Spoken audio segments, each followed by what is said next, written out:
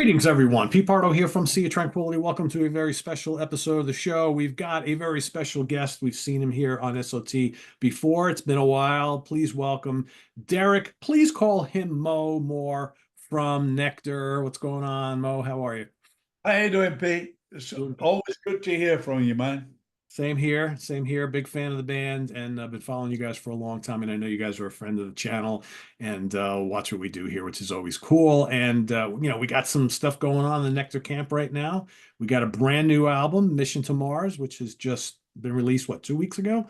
About 2 Yeah, weeks, I thereabouts. I think it's. I don't even think the vinyl version's out yet. It's No. coming beginning of October. That is going to be awesome, man. We mastered the CD and the vinyl separately, so you can get a good air around each instrument, which means when you're listening to it, you might catch hold of this instrument or that instrument, but it'll take you through the record with a different view. So it keeps it fresh. It's a trick we learned many years ago. And we have this guy in Australia, Leon Zervos. He was the um, head guy at Sterling Sound, and he went to Australia, and he's doing all his own thing there. We got to know him through Joe at the studio, Joe DeMio, and he's been really mastering everything finite. He'll send us it, listen to this, and we'll listen to it on different systems, and then we'll say we need a little tweak on this or a tweak on that, just to get the air around the music. Otherwise, it sounds bunched up. You hear a lot of albums that they have no definition, and that's why they don't take care with the mastering. Sure. Yeah. So I'm still waiting for my CD copy to come in. Chip said he would rush it out to me, but it hasn't arrived yet. So I was only able to give a quick listen online to the new record. And in kind of typical Nectar fashion, a lot of different sounds going on here. I think one of the things that I always found was amazing about this band throughout your career is you would go from one album to the next to the next to the next, and each one sounds very different from the one that Yeah, came before it. yeah, And I think this one is no exception. I think your previous album, which came out a few years ago, which was The Other Side, I think had a lot of those kind of traditional Nectar sounds, right? Like you were like, it's almost like the band was saying, okay, we lost Roy. We're still together. We're going to put out an album that for the loyal Nectar fans really still sounds like Nectar. But then 4 years later on this one, I'm hearing lots of different things on this album. And I hear a lot more hard rock on this album. yeah. In fact, a couple of tunes I was kind of thinking like, wow, they're almost like vanilla fudge going on here, circa 2024, right? But obviously you've got, different vocals going on now. Roy was like one of your main singers all throughout the years. So tell us a little bit about kind of the making of the album. And of course, we lost Ron Howden not too long ago. So does he play on the entire album, or did you have to bring in an additional drummer to finish it up? What happened was Rich and I wrote uh, most of the music. A couple of tracks, Kendall wrote parts to it that we really liked, and we brought it in and encompassed it in the like the beginning of One Day High, One Day Low. That was a beautiful piece of music that he'd written that fit right where we wanted it to fit. And so we were downstairs at Rich's house. Rich has got like a little studio in his house, and we were downstairs and we were playing um, some of the new music. It was just me and Kendall and Rich, and Ron came to see us, and he said, "I've got great news." He said, "They've just declared I'm cancer free." So we were thrilled, but he sounded a little bit tired. So I said, "Well, we're going to go down and play a little bit if you want to come down and sit and have a listen." So he came down, and he listened for a bit, and then he shuffled onto the drum kit that we got set up in the corner. We had no cymbals on, but he was making a rhythm with the drums, you know. And it sounded great with the new stuff. And he said, "Give me a thumb drive so I can take it home and I'll play to it and I'll get ideas of what I want to do." So we said, "Great." So we made him a thumb drive, and that was on the Sunday. And Monday night, he was taken into hospital and died. I mean, he didn't die on Monday night, but uh, it was carried on till Friday. But I don't think he had any brain symptoms. It was like an aneurysm. It was what they call a brain bleed, and never recovered. And so we decided we were going to carry on. Randy decided he was going to go with that Yes Band, the Yes Band, and we decided we were going to carry on. And while auditioning drummers, we came upon Jay Dittemar. Well, Jay used to be in Flying Dreams with Kendall and Rich, and they both thought that it would fit. And so we had him in to play, and he was head and shoulders above everybody. He has it, you know. And we were talking about it, and he said, you know, in Near Fest, I think it was 2016 maybe, and Ron was at Near Fest, not Near Fest, Progstock. Knockstock, yeah. Progstock, and he met Jay, and he'd just seen him play, and he said, if ever I can't play, I want you to play for me. And Jay said, I don't think about that, Ron. You know, you get yourself well. He knew he'd got cancer. He said, you get yourself well. You know, this is your gig, man. You know, and here we go. We when he told me this, it just felt right. You know, it fit in the band right away. And he's a great drummer. I mean, he was able to listen to what Ron was doing and formulate that into what he was doing. Is very capable. So we had him down in the studio, and we played 2 days on the new music. It's only 4 songs, but it's about 32 minutes. It's about a minute and a half, 2 minutes less than Remember the Future was. I like to keep it around that 15, 16-minute mark because it makes a better recording for vinyl. If there's too many minutes on the album, the grooves are too close together and you don't get that bass sound. You don't get that feel. You know, in general, vinyl is very warm sound, but you don't get that warm sound the more minutes you have. That's basically something we learned over the years too, you know. So anyway, we had a couple of days, and then I called up Joe DeMeo, where we do our recording, and I said, you know, can you give me a few days? I want to do the new album, but we're going to come down and do the basic tracks, which is what we did. And we went down, and in 2 days we got the basic tracks down. I like to have the basic tracks live because it makes the whole thing feel live. If you know what I mean. I mean, the Mission to Mars is rock and roll. It really is. The end part's not. But the main part is, you know, Right around the midsection. I know, because when the first time I heard that song, right around the middle of it, it just kind of goes into all these cool places. I'm like, oh, well, there's the prog aspect of it, right? But you have to wait a few minutes to get to that. And then it comes back in. Then it comes back in with a piece that Kendall had been playing with, that we felt would fit there and get us out of it into the end, you know. So as I said, 2 days we got all the basic tracks down, and then Rich took the basic tracks and took them home, and he put all his guitars on at home, and then we listened to it, and we decided what else we were going to do. We gave it to Kendall so he could put his stuff together. And then we sat down, me and Rich sat down and wrote all the words. And it was funny, actually. A lot of the words we did on Zoom, listening to it and talking about it. We'd throw some things together. Then I'd work on my own. He'd work on his own, and we came up with the concept of Mission to Mars. Mission to Mars was something that just came to me out of the blue. And I said, Rich, I like Mission to Mars. He says, I like Listen to Mars. Let's make that the theme, you know. So that's what we did. It flowed that easy.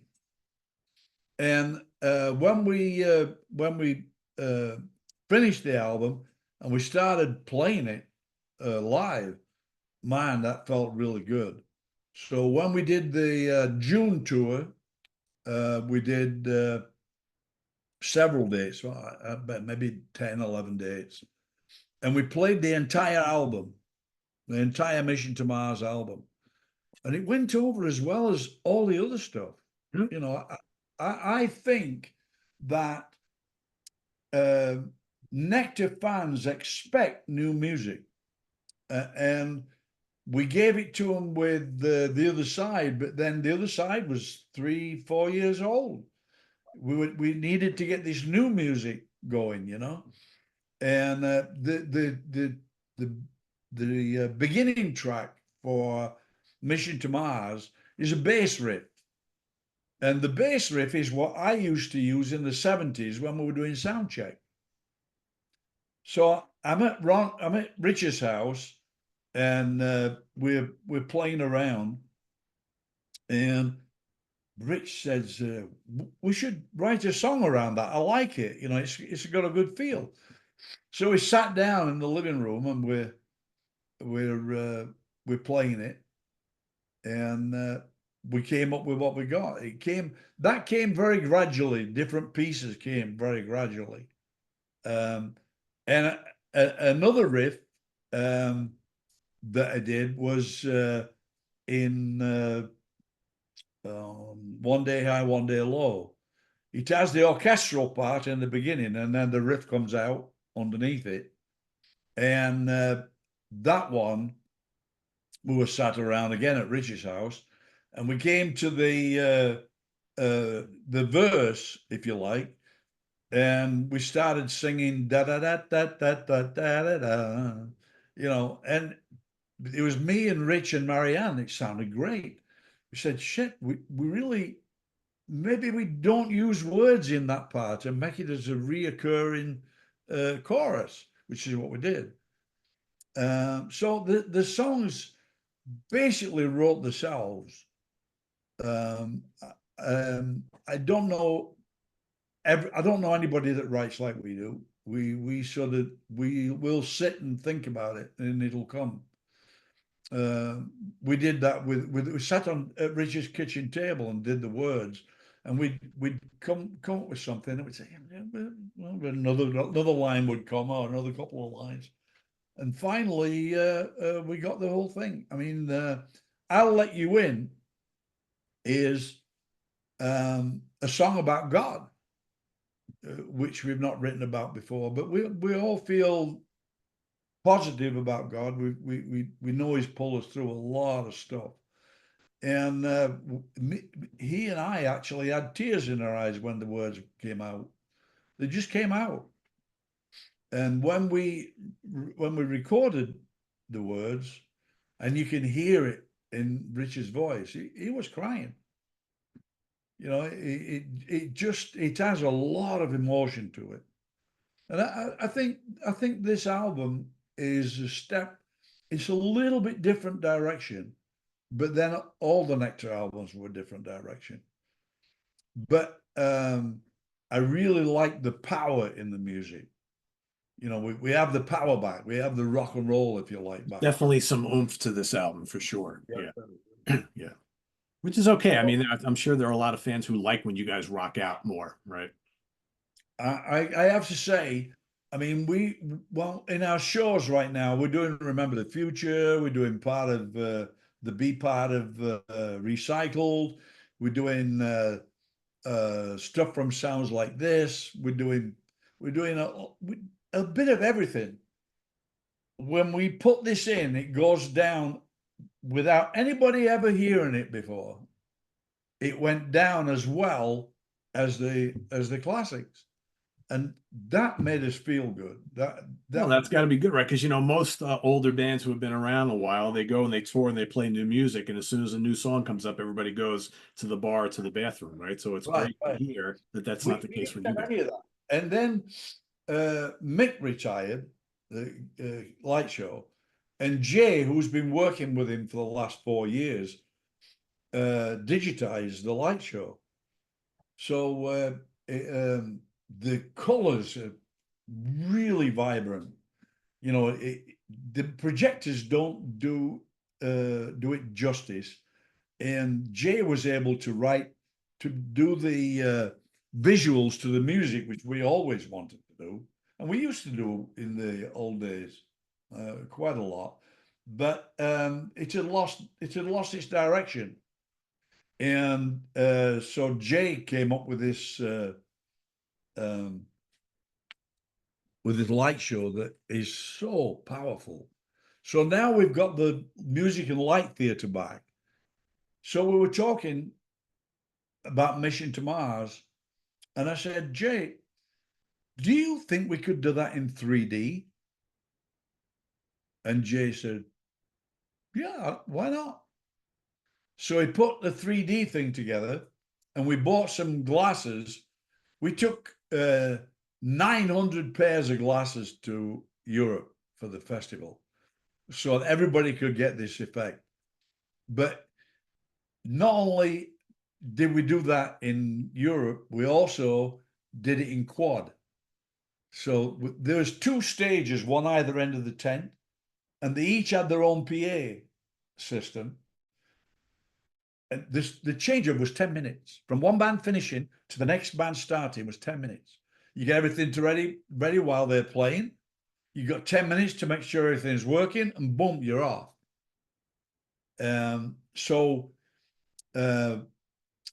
Joel Simches, who does our sound, I said, see if you can link it together and give us quad. So he was in his eye holes. He whoa, He was up for let the me task. try this. Yeah, yeah. And he was moving the music around, and it was great. And I think that has given the band a new warmth. Like we know when we go out, they're not going to have heard this before, and that was really, really strong. I would talk to the audience. I'd tell them, this is what we're doing. We're going to play you some new music. I promised you some new music. Last time we were here, this is it. I'm going to play you the entire album. And not really standing ovations. I mean, it was great. It was great. Good.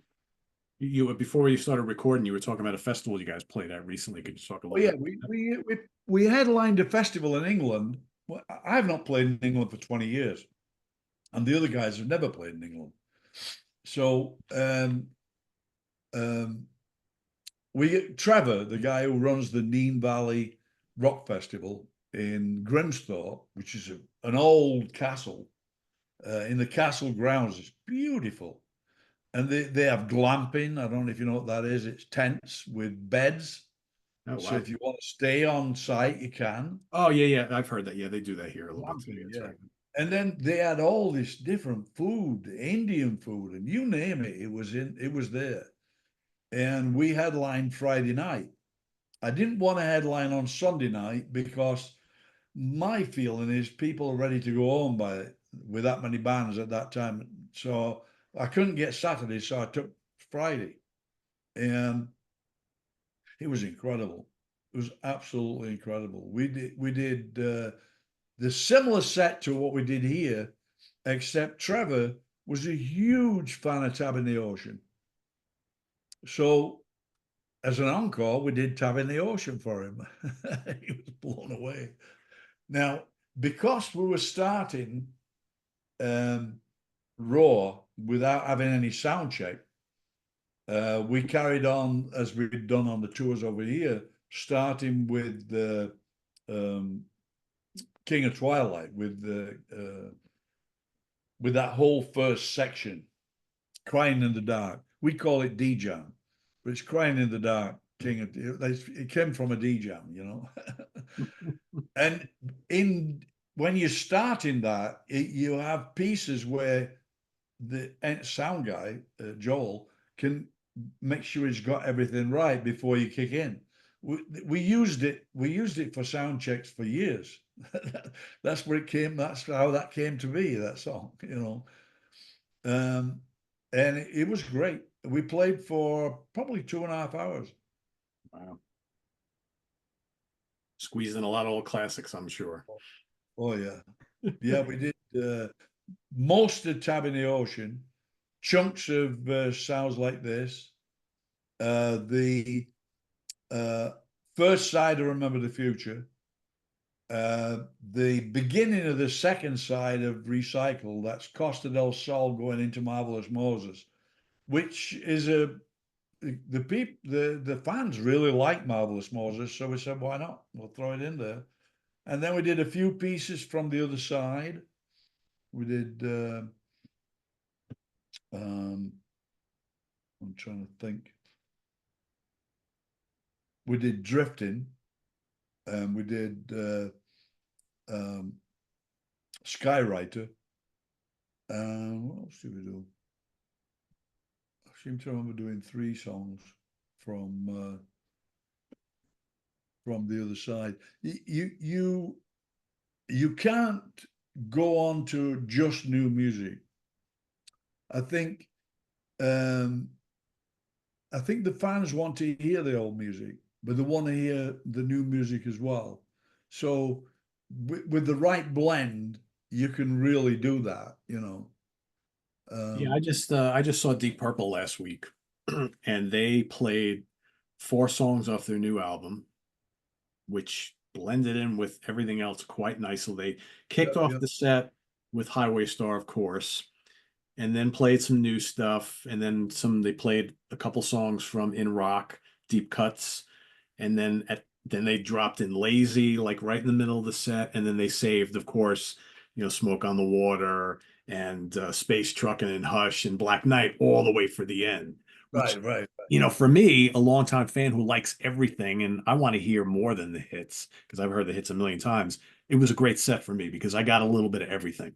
But And that's how you do it. I mean, yeah, we closed that out our set with Tab in the Ocean, which is like a 15-minute epic. yep, We just played Remember the Future Part 1. Then as an encore, we played Tab in the Ocean, and we finished it with Good Day. You get the audience involved. And yeah, I think that's a great way of guiding them through it. yeah, We've not played Tab in the Ocean for a couple of years because we opened with it year after year after year. And I felt we wanted something new. We wanted something, we need something new as well as the fans, and I mean, just playing for our fans over here is incredible. They follow us around. it's good. It's We good. had a girl who followed us over here from Holland, Angelina, and she came to the festival in England. It was great. But the band went down well. In fact, we're thinking about maybe even going back next year. It was that good. We weren't gonna. It's too expensive to go to Europe, but we're gonna try and expand the plane. Give it another maybe 6 or 8 gigs. I'm Make not it bothered if worthwhile. yeah, I'm not bothered if we don't make a lot of money, as long as we don't lose a lot of money. Lose. Yeah. Breaking even probably is okay at this point, right? Yeah. Yeah, yeah, yeah. No, you're right. Because you can make a little bit money on merch, You don't need to I think the excitement of doing a gig like that is really, really good. You bring that excitement back to the States. We're just in the process of changing our publicity Chipster's doing it now. Glass Onion did it, and unfortunately, Billy's very sick, very sick. He has a bad form of cancer, and he said, I don't feel bad, but you know, he opted not to continue. I don't know if I agree. I think it would have been better working, you know, but he's a lovely guy. So we have Chipster now. Chip's really doing good. I got back yesterday, and I've got pages of interviews here that I've got to get week. You know, Of course, of course. you being the first, so Oh, I'm the first. All right, look at that. I was really happy about that because I've not seen you since that fateful day up in Poughkeepsie.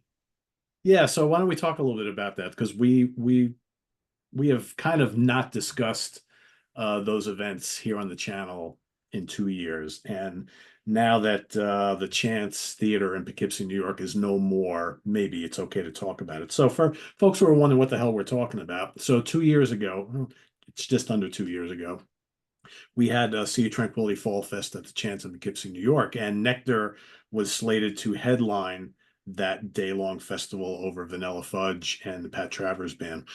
And during sound check, we had some unfortunate equipment issues, which at the end of the day prevented Nektar from playing that day and headlining. So there was a lot of he said, she said, back and forth. Well, it was kind of an ugly situation, and we had agreed here not to really talk about it afterwards. Very unfortunate, and the whole band was there, and you guys were ready to play, wanting to play. We were excited for you to play.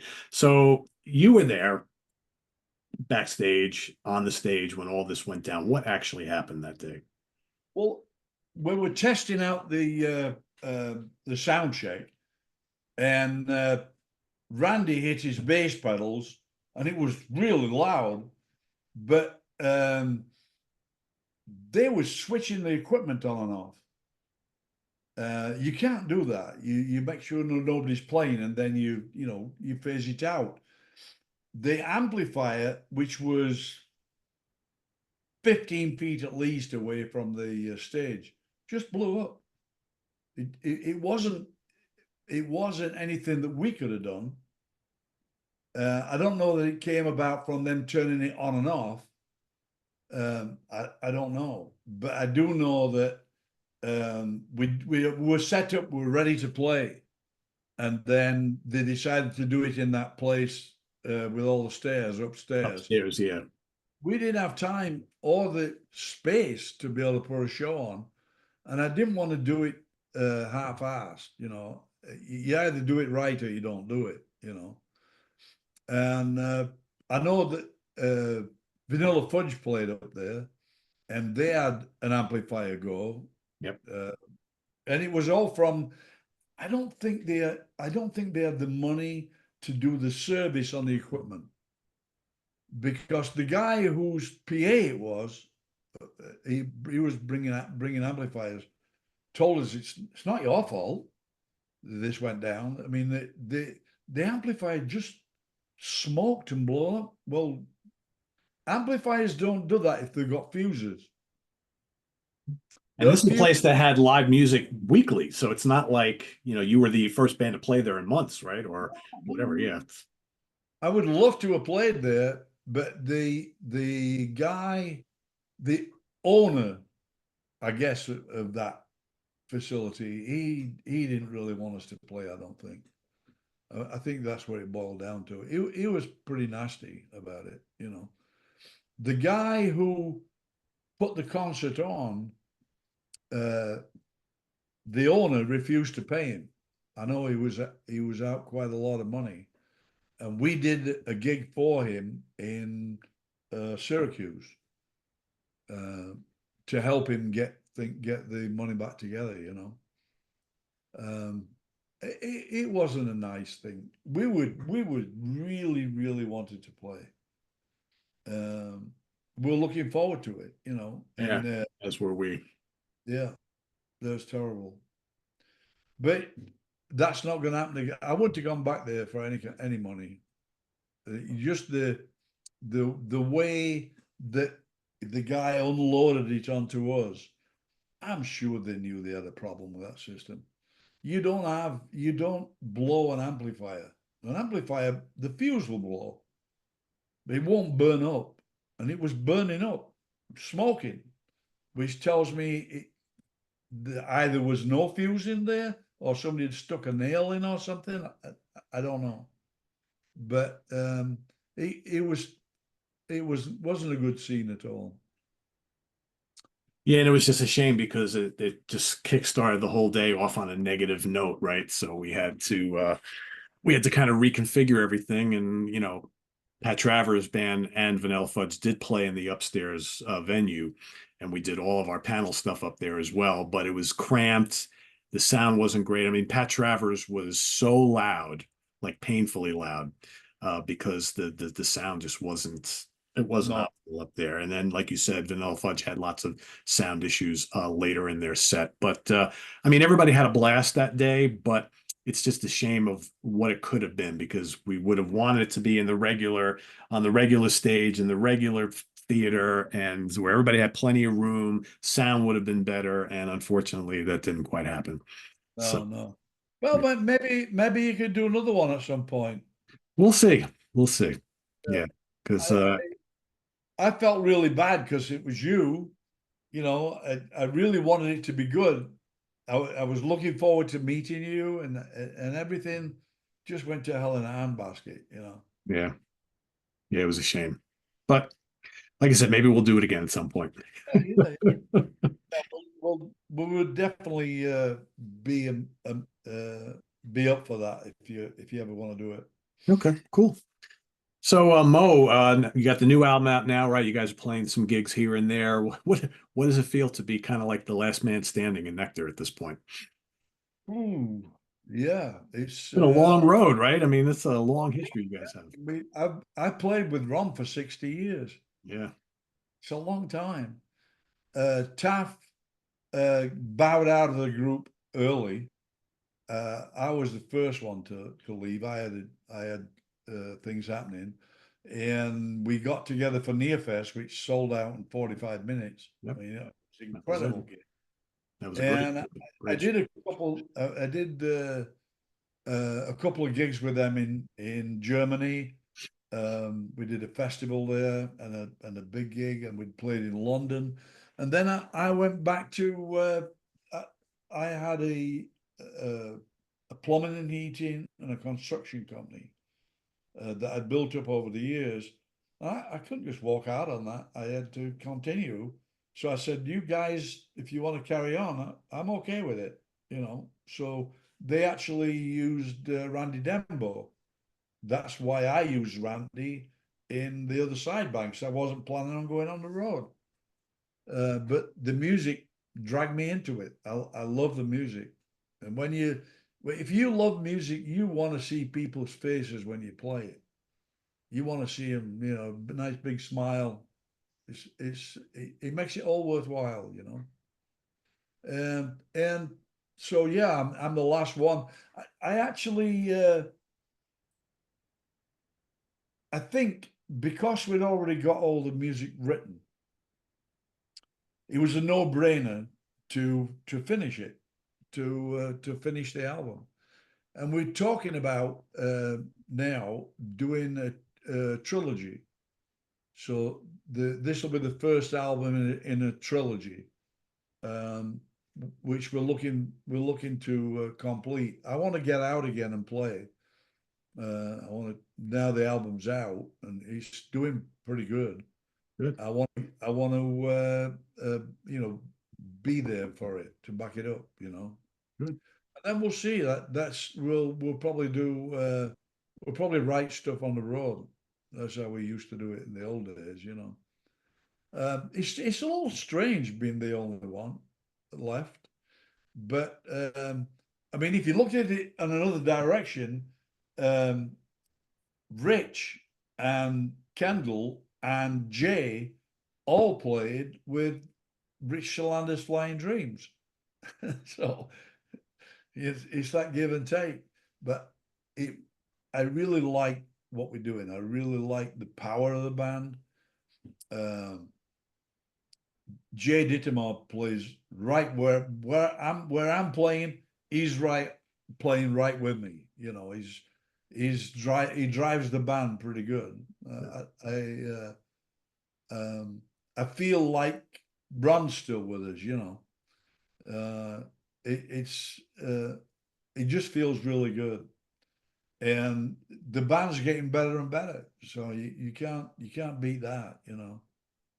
What it's all about. And you got Ron and Roy up there giving you guys a stamp of approval from above, right? And You know, Rich analyzes all the music, all the old music, and he he's playing. It's just like Roy, and he'll play something. And he'll say, "I think Roy was playing about with Hendrix at that time." Sure enough, I know he was. You know, he knows from the chords he's playing and how he's playing them. And Rich plays with his fingernails. I don't know if you know that. oh, no pick. Okay. No pick, no. And he has chords. I don't know where he gets them from, but they feel good, you know. He's a very good guitarist, very good guitarist. So we've got a good basic basis music wise. Um, you could see from what we've all played that it was going to be a good band, but it's starting to be better than I thought it would be. I'm feeling, wow, man, this is really kicking ass, you know.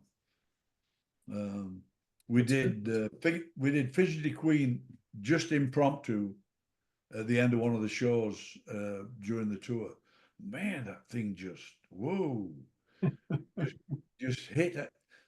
One thing we found is that all the songs needed to be a little bit slower. What happens when you're excited? The songs tend to be faster, but you lose some of the drive, some of the pocket. You're not in a pocket anymore, you know. I'm going to tell you, Fidgety Queen really ripped the roof off. I was very happy. Great song. Yeah, yeah, yeah, yeah. But you know, we offered that to Susie Quattro in the back Yeah. in the day.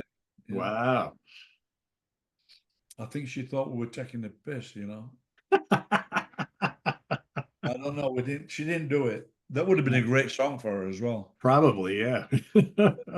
He wrote the words for it. You know, no problem. Cool. Um, So we got but the album is out, everybody. So Mission to Mars is the brand new Nektar album. Go get it wherever you get your CDs and whatnot. And vinyl is coming relatively soon. What, about a couple weeks? yeah, yeah, yeah, Okay. yeah. I'm looking forward to that coming out. I've actually we heard they sent us 5 samples, and we heard all of them, and the sound was it's definitely there. It's definitely there. Cool. It's going to be something. You know, the thing about an album is you feel something in your hands. I mean, we used to use albums for rolling joints on, which is my theory as to why the Beatles had the White Album. They didn't lose anything, you know. Uh, that's it's a lot of fun playing. Um, I like where it's going, you know. Good. So, Good. And as everybody heard here first, this brand new album is going to be the first of a trilogy. So more new Nektar music coming in the years ahead, which is yeah, great. And that I'm sure will coincide with live tours as well. So yeah. we look forward to all of that. And Mo, once again, thanks for joining us here on Sea of Tranquility. Always a pleasure. Loving the new album. So everybody go check it out. Mission to Mars. You'll probably get a review from me here on the channel fairly soon. I'm just waiting for my CD copy. So, everybody knows I only review stuff if I have a physical copy to show. You want CD or vinyl?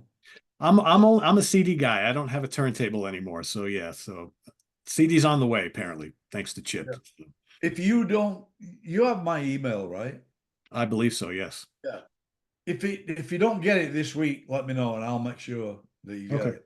Sounds good. I'll do that, Mo. Thank you. Yeah. And Thank you. let me know when you're going to review it. I'd like to hear what you think about it. I will. It'll be within the next week or two. So yeah, Good. look for Good. that. I'll shoot you a message on that. And so everybody go check out the new Nektar album and visit us on the web at www.seatranquility.org. We're on Facebook. We're on YouTube all together all the damn time. Please subscribe if you haven't already and click on that notification bell so you get alert of all of our content as it posts. And please do hit the like button before you leave. There's also now a join button if you want to join as a channel member. That's available down there below. And we'll see you next time here on the channel. For Derek Mo Moore from Nektar, I am Pete Pardo. Thanks for watching, everybody. Mission to Mars. It's a brand new album. Yeah. Take care, everybody. Thanks for joining. Bye-bye. Bye.